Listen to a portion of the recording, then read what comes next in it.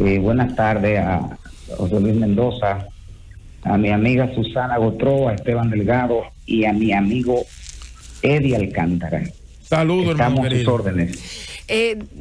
Senador, nosotros por lo menos quisiera que nos diferenciara su proyecto sobre participación de lo que ha trascendido, que ha depositado el Poder Ejecutivo como ley referendo, que es lo único que conozco.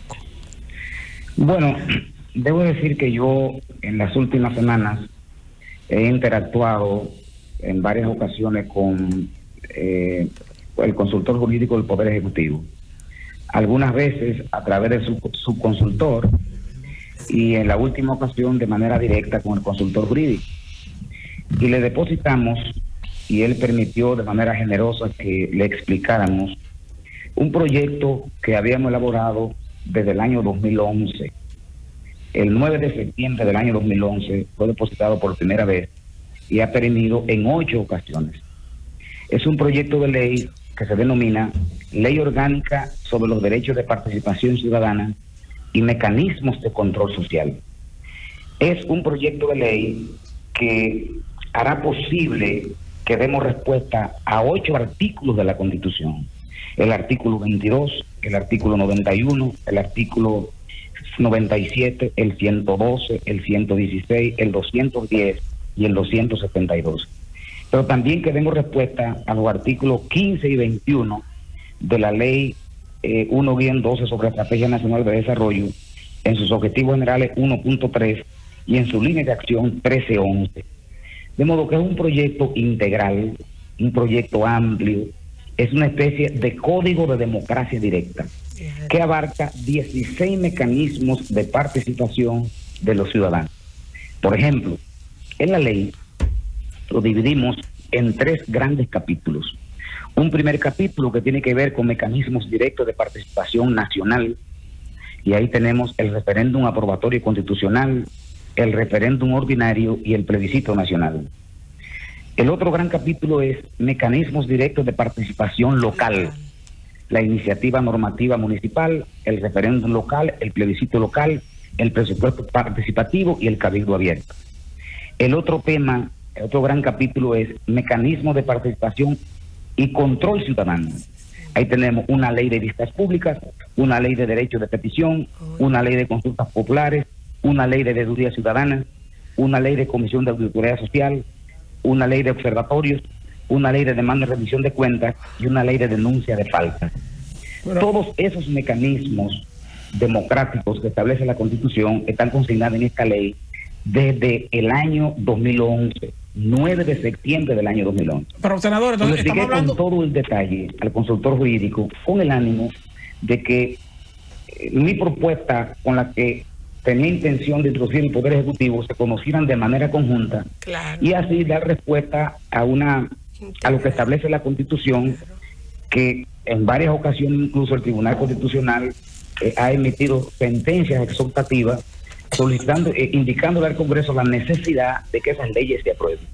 Están ahí desde el año 2011, no se han aprobado, han perimido en la Cámara de Diputados, han perimido en el Senado de la República, y ahora vemos entonces que el Poder Ejecutivo, que tiene el derecho constitucional por mandato de la Constitución, mandó ese proyecto de ley. Yo estoy casi seguro que deben ser muy parecidos. Nosotros habíamos entregado el proyecto con anterioridad y el ánimo era que nos pusiéramos de acuerdo para que se aprobaran todos estos mecanismos de democracia directa que consigna la Constitución para los ciudadanos. Pero usted ha tenido la oportunidad de revisarlo ya, el proyecto del Poder Ejecutivo, senador. No he tenido la oportunidad de revisarlo, lo voy a buscar en el Congreso. Después que termine esta conversación con ustedes voy a ir al Congreso a buscar el proyecto que mandó el Poder Ejecutivo. Pero yo voy a insistir en que se aprueben todos estos mecanismos de democracia directa que contempla la Constitución en 8 artículos. Usted está hablando de una especie de código de participación ciudadana, no de una sola ley. No, yo incluso en el Congreso y el ánimo, en los técnicos del Congreso, de que se le cambie el nombre y le pongamos Código de Democracia Directa. Claro. Que va a incluir además la iniciativa legislativa popular que es una ley del año 2015 de mi autoría, la ley 136, que ya es ley, y también la ley de acceso a la información pública modificada. De modo que este código va a tener entonces 16 normativas que tienen que ver con el ejercicio, el derecho de petición y el derecho del ejercicio de la democracia directa de los ciudadanos. Félix, Eddie Alcántara, hermano, ¿cómo está? Bien. Primero, decirle al país que Félix Bautista es uno de los senadores más productivos que tiene el país. Muchas gracias, Eddie. Yo te pregunto, independientemente de que hoy el Poder Ejecutivo haya introducido durante la Cámara de Diputados el proyecto, se supone que eso tiene que generar ahora una discusión. Entonces, tú ten en el interés, que eres el autor de un proyecto interesante como el que tú has planteado, de que dentro de lo que se va a discutir, tú puedas fusionar algunas cosas, revisar algunas cosas y aportar, porque no es que ese proyecto que se envió se va a aprobar taxativamente como lo enviaron. O sea, tú estás en el interés de que se puedan fusionar, de que puedan revisar ambos, el tuyo y el que entregó el Poder Ejecutivo, para sacar una sola pieza. Sí, así es. Y así es que se hace, Eddie. Cuando el Poder Ejecutivo envía un proyecto y otro en el Congreso, lo que se hace es que se fusiona. Pero al final, Eddie, el proyecto que finalmente se aprueba es el producto de la inteligencia colectiva. Exacto. Se le envía ese proyecto a distintas instituciones, hay que enviárselo a los partidos políticos, hay que enviárselo a las FINUS, a Participación Ciudadana y a cualquier ciudadano interesado. Y se le pide a cada uno que emita su opinión por escrito. Y cuando recibimos la opinión por escrito, entonces lo invitamos al Congreso, a la comisión, para escuchar su exposición sobre los temas. Y de toda esa discusión es que resulta la ley que finalmente se aprueba. Senador, seguro que este tipo de ley también debe de llamar a una suerte de vista pública por la importancia que tiene. Me parece que lo que usted plantea realmente es lo que se debe hacer para evitar que haya conflicto entre algunas de las letras de las leyes y además para conseguir los fines de la democracia participativa. ¿Qué usted cree? Sí, así es. Y dentro de los mecanismos de democracia participativa estamos planteando una ley de vistas públicas, porque la hacemos las vistas públicas, pero la Constitución manda una ley, hagamos la ley. Senador, el gobierno pasado estableció las veedurías ciudadanas, hagamos una ley de veeduría ciudadana que lo establece la Constitución.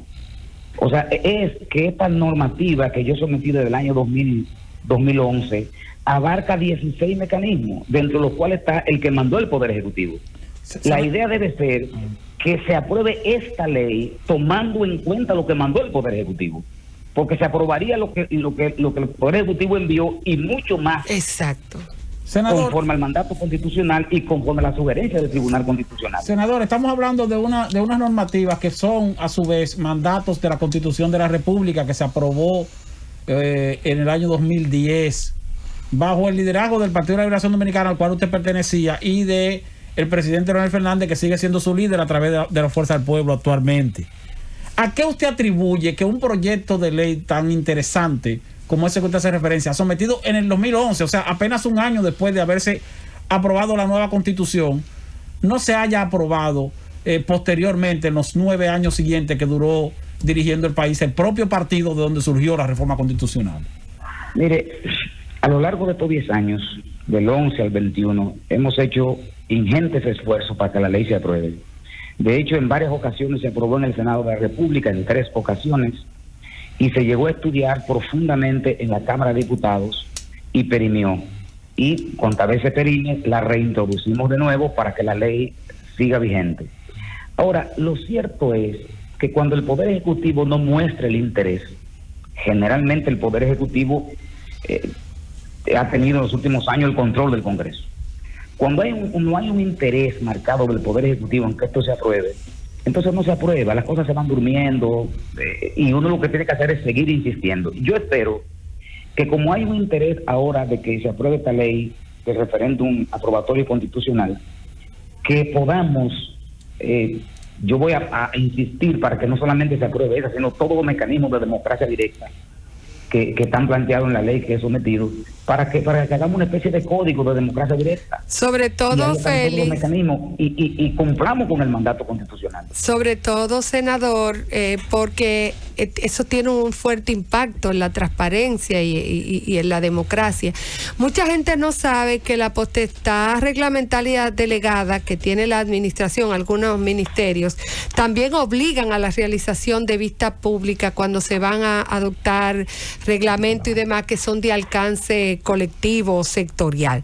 Eso no lo cumple la administración. Usted conoce bastante bien de eso. ¿Alcanzaría también la ley de vistas públicas a, vamos a decir, a reglamentar esa decisión, ese requisito que establece las leyes de procedimiento administrativo? Bueno, sí, lo incluye. La ley de vistas públicas incluye todo eso. Pero también hay muchos mecanismos que le van a dar a la ciudadanía, van a poner a la ciudadanía vigilante respecto de la administración pública. Por ejemplo, el derecho de petición, la veeduría ciudadana, la comisión de auditoría social, la demanda de rendición de cuentas, la denuncia de faltas, etcétera, etcétera. Son mecanismos que están ahí en la Constitución que, si se aprueba esta ley, como la sometimos en el año 2011, ya habremos cumplido con el mandato constitucional y estarán todas las garantías, sí, todos los derechos normados para que los ciudadanos puedan ejercer ese derecho democrático. Senador, saludos, José Luis Mendoza de este lado. Mire, todos los mecanismos democráticos tienen límites y contrapesos. La democracia totalmente directa tampoco es práctica, porque cuando se idearon los soviets, se suponía que todo el mundo, si no estaba convencido y solo uno levantaba la mano en contra, no se aprobaba nada.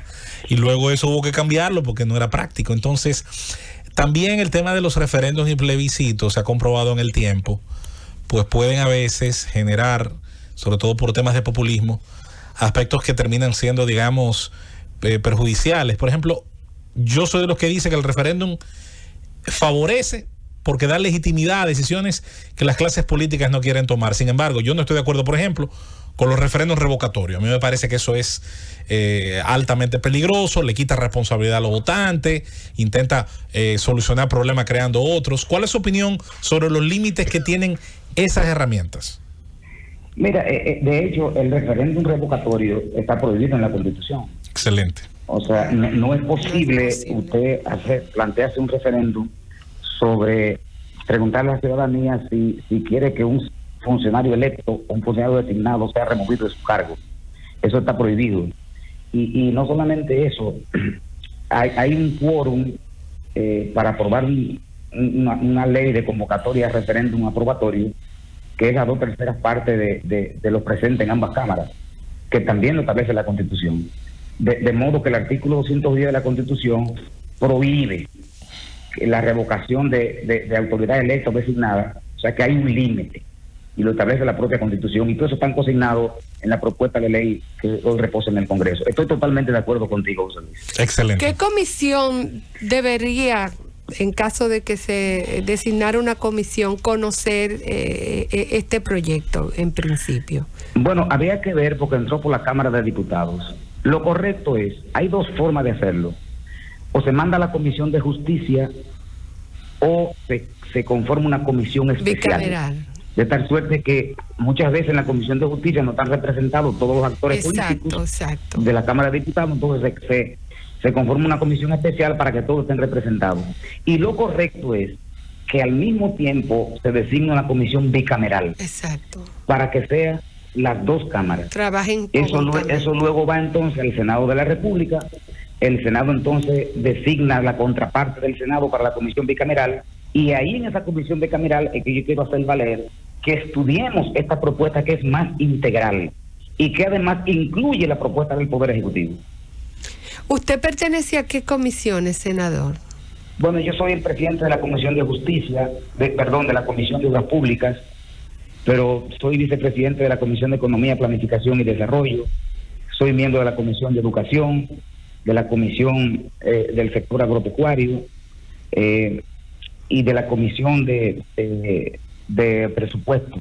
del Senado de la República. ¿Y cómo usted ve el trabajo de las comisiones? Vimos el otro día una información que salió inclusive publicada de como que no tenían la misma agilidad. Usted que es un viejo legislador. Bueno, O un legislador viejo. El legislador que tengo varios años, pero no soy un legislador viejo. Exacto, que tiene varios años. Sí, bueno, mira, estamos trabajando, usted sabe que solamente quedamos 3 senadores, Dionis Sánchez, Santiago José Zorrilla y yo, que tenemos ya varios periodos en el Senado de la República. Los otros son nuevos, entraron ahora. Nos llevamos muy bien en el Senado de la República, tratamos de colaborar con todos, con ellos, para que las cosas se agilicen, sobre todo en el tema de los procedimientos. Y pienso que vamos avanzando. Todo es un aprendizaje. Y yo pienso que vamos bien en el Senado. Por último, de mi parte, senador, ¿cómo ve el proceso de la Fuerza del Pueblo? Me parece que suspendió ya el cierre de su congreso. ¿Por qué lo cerraron?